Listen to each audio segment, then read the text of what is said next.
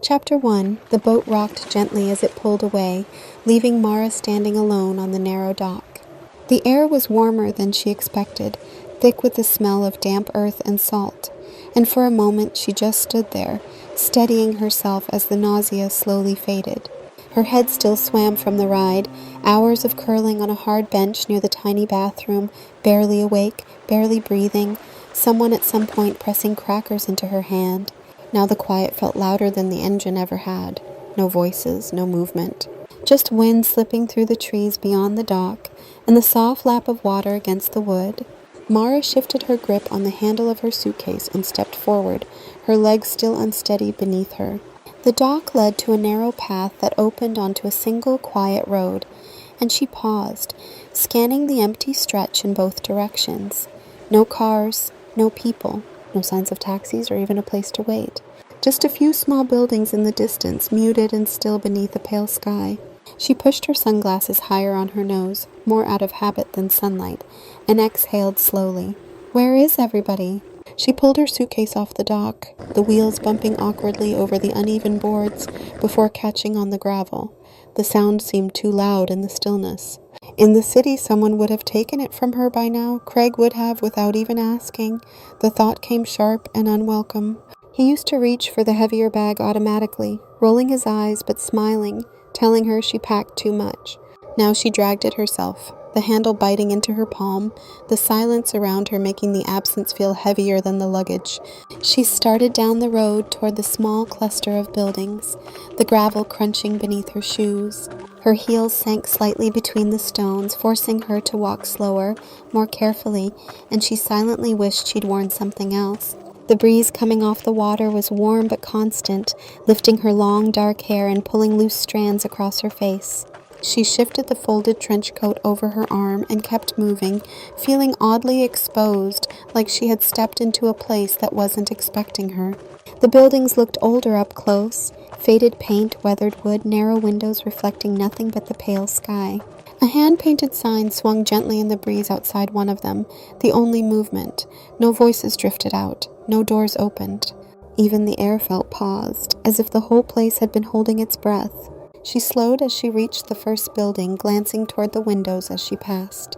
For a moment she thought she saw movement inside, but when she looked again, there was nothing. Just her own reflection, distorted in the old glass. The road stretched quietly ahead, a few more buildings scattered along it, all facing the same direction as if watching the water. Her suitcase wheels rattled behind her, the sound echoing in the emptiness, and she suddenly felt very aware of how alone she was. A small sign ahead read post office in faded letters, the paint chipped and uneven.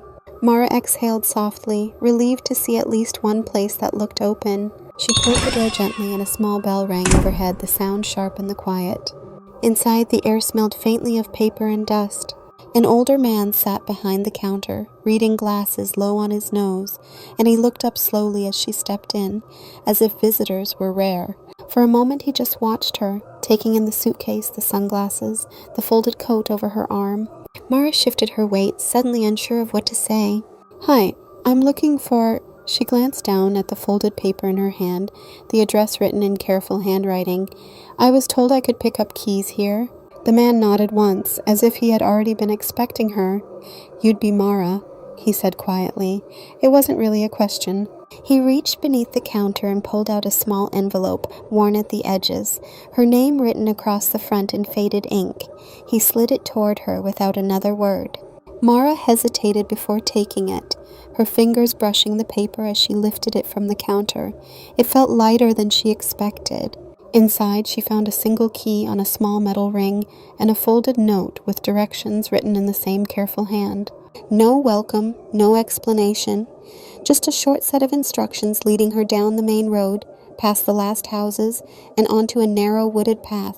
She unfolded the note again, reading the directions twice, then glanced back up at the man. "Is it far?" she asked. "Walkable," he said. After a pause, he added, "Not many cars here." She nodded slowly, absorbing that.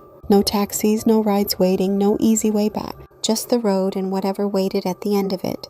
She slipped the key into her pocket, folded the note, and gave him a small, polite smile before turning toward the door, the bell chiming softly as she stepped back into the wind. Outside, the road looked even quieter than before.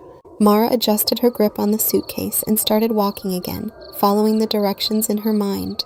A few more buildings lined the street, a small grocery with handwritten signs in the window, a narrow wooden church set slightly back from the road, and farther down, a low building that looked like a tiny schoolyard with a rusted swing set moving gently in the breeze. Everything felt close together, yet strangely empty, like a place built for more people than live there now. She could still taste the salt in the air, the breeze carrying it inland, and she found herself wondering if the place was abandoned. The quiet felt unnatural, like she had arrived after something had already happened. Why would Gran ever live here? The thought lingered as she walked, her suitcase rattling behind her.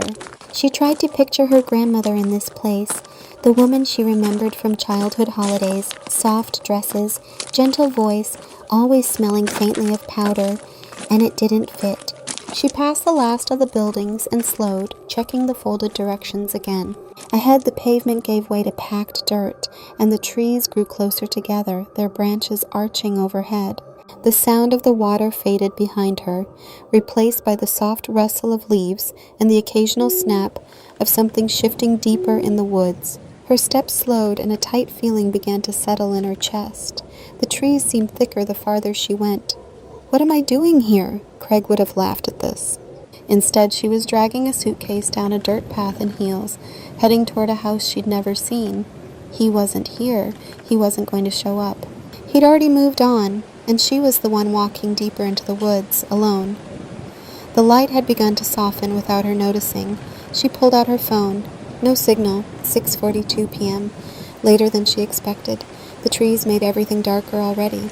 "God, give me strength," she muttered under her breath. The path began to slope gently upward. Beyond the rise, the forest opened into a clearing. A broken wooden fence leaned crookedly along one side, half swallowed by vines, and just beyond it sat the cottage. Mara stopped at the edge of the clearing. The cabin was larger than she expected. 2 stories with weathered wood siding and a stone base darkened by time. The yard was uneven and wild. Off to one side, she could just make out a shallow pond. Nothing moved. No lights, no sound, not even a bird. Her heart began to pound. She stepped through the broken fence and climbed the steps.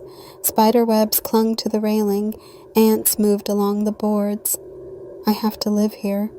She unlocked the door and pushed it open. Dust. Covered furniture. Silence. "This is insane," she whispered. "Craig, you did this to me." Her feet ached. She pulled off her heels. The house grew darker. She locked the door. No heat. No electricity. Upstairs, she found one untouched room, the bed made, plastic still on the mattress. She lay down, still wearing her coat, shoes beside her, phone light dimming. The house creaked softly around her. Eventually, exhaustion pulled her under, and she fell asleep in the unfamiliar quiet.